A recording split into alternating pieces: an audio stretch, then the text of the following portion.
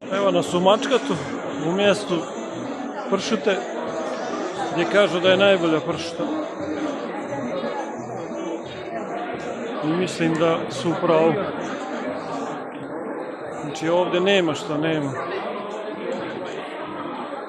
Svih, znači suvih proizvoda.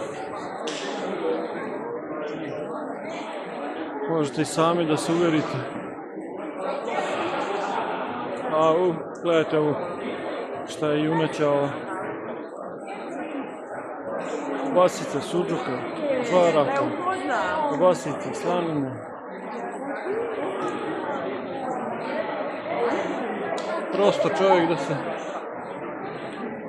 ne povjeri. Jagnjeća, stelja.